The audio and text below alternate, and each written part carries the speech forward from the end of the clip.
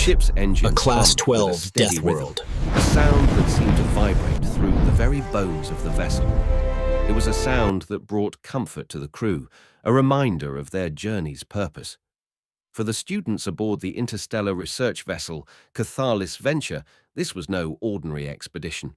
It was a rite of passage, a journey to the most peculiar worlds in the galaxy to study their ecosystems, cultures, and histories. They were young, curious, and eager to learn. But this time, their destination was different. This time, they were headed to Earth. Earth! The name alone carried a weight that was difficult to articulate. Among the galactic community, Earth was whispered about in tones of awe and unease. It was classified as a Class 12 Deathworld, a designation that placed it among the most dangerous planets known to exist.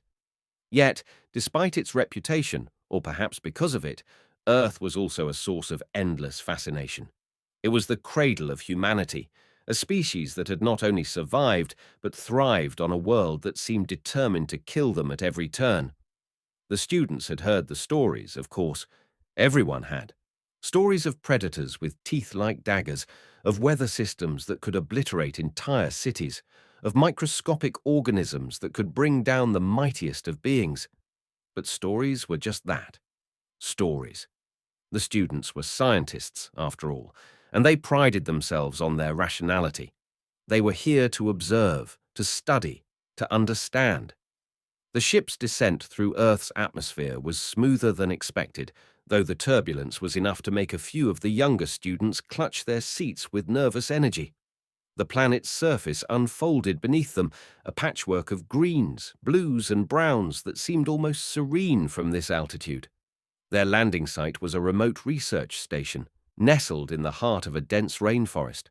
The station had been established decades ago by a coalition of human and alien scientists, a neutral ground for the exchange of knowledge. It was equipped with state-of-the-art technology, designed to keep its inhabitants safe from the myriad dangers that lurked just beyond its walls. As the students disembarked, they were greeted by a human researcher named Dr. Elena Torres. She was tall and lean, her skin weathered by years of fieldwork. Her eyes, however, sparkled with a sharp intelligence that immediately commanded respect. "Welcome to Earth," she said, her voice warm, but tinged with a seriousness that was impossible to ignore. "I hope you're ready for an experience you'll never forget." The students exchanged glances, their excitement tempered by a growing sense of apprehension. Their first lesson came quickly. As they stepped out of the station and into the rainforest, the sheer density of life was overwhelming. The air was thick with humidity, carrying the scent of damp earth and vegetation. The cacophony of sounds was almost disorienting: bird calls, insect chirps, the distant roar of some unseen creature. One of the students, a young Cathal named Vren, paused to examine a brightly colored frog perched on a nearby leaf. Its skin glistened like a jewel, a vibrant mix of red and blue. "Beautiful, isn't it?" Dr. Torres said, noticing his interest.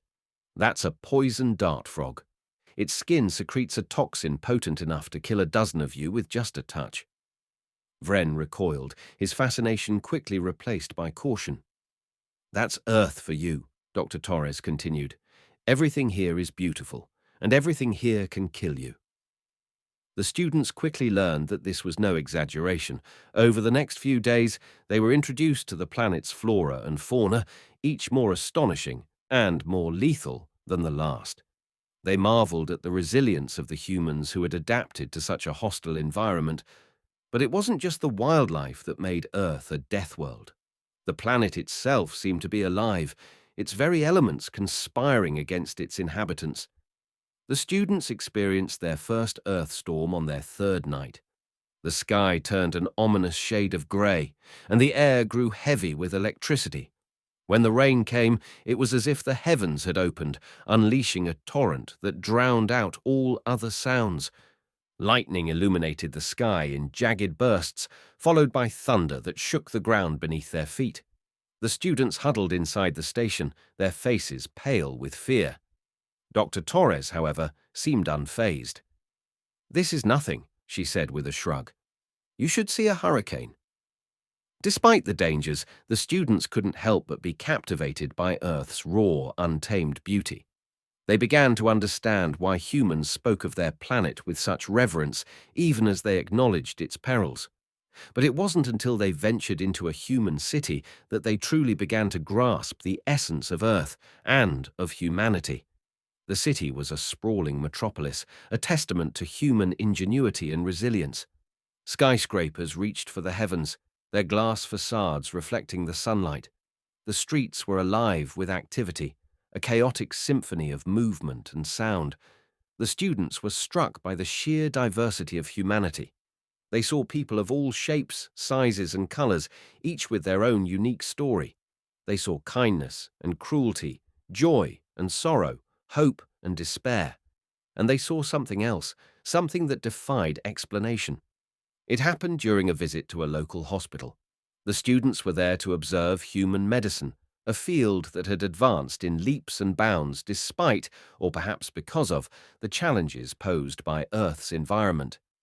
In one of the wards, they met a young boy named Lucas. He was no more than 8 years old, his body frail and his skin pale. He was suffering from a rare disease, one that had no cure. Despite his condition, Lucas greeted the students with a smile that lit up the room. He asked them questions about their homeworlds, his curiosity insatiable. One of the students, a gentle Threxian named Jala, couldn't help but ask, "Aren't you afraid?" Lucas tilted his head, his expression thoughtful. "Of what?" "Of dying," Jala said hesitantly. The boy's smile widened. "Everyone dies, but not everyone gets to live. I'm lucky. I get to live on Earth." The students were stunned into silence. In that moment, they understood something profound about humanity. Earth was a death world, yes, but it was also a world of life, of love, of resilience. It was a world where every moment was precious, where every breath was a victory. And humanity was a reflection of their world. They were fragile, yet unbreakable. They were flawed, yet capable of greatness. They were survivors, not because they had conquered their environment, but because they had learned to coexist with it. As the students prepared to leave Earth, they couldn't help but feel a deep sense of admiration for the planet and its people. They had come to study, to observe, to understand, but they were leaving with something far more valuable, a lesson in what it meant to truly live. As the ship ascended into the stars, Vren looked back at the blue-green orb that was Earth. "It's not just a death world," he said softly. "It's a life world." And in the silence that followed, the students knew that they would carry the spirit of Earth with them wherever their journeys might take them.